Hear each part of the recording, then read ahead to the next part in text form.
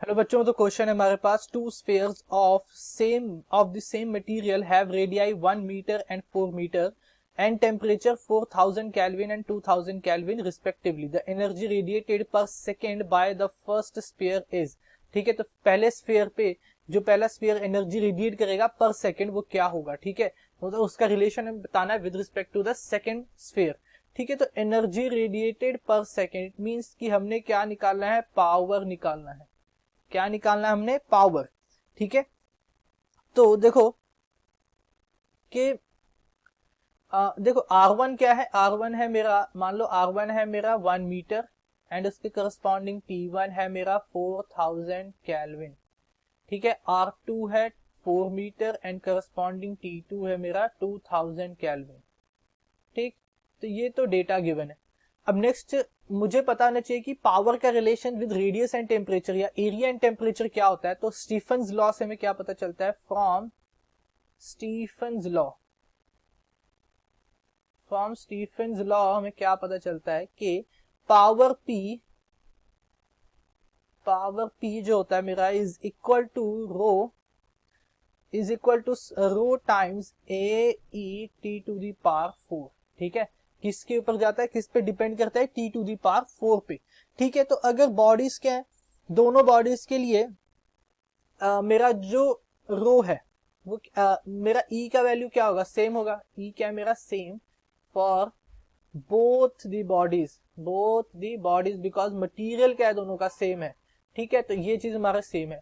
अब ये मेरा क्या है, ये रो है मेरा स्टीफन्स कांस्टेंट।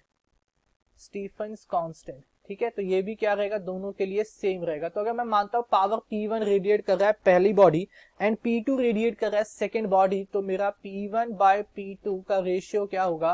देखो जो कांस्टेंट वैल्यूज है, यानी ये स्टीफन्स कांस्टेंट हमारा कैंसिल हो जाएगा एंड मेरा E की वैल्यू E क्या कैंसिल हो जाएगा, तो ये हो जाएगा A1 T1 to the power 4 एंड A2 T2 to the power 4।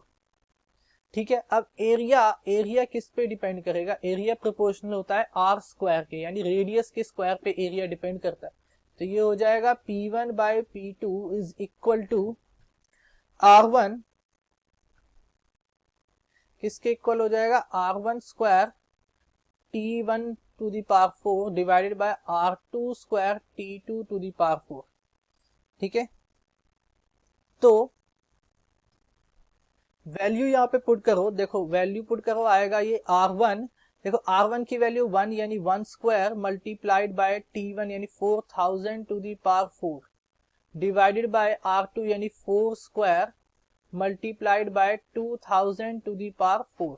ठीक है, तो यहाँ से देखो 10 टू दी पावर 3 जितनी भी है यहाँ पे ये कैंसिल हो जाएगा, बचेगा क्या, ये मेरे पास 4 to the power 4 divided by 4 to the power square and 2 to the power 4।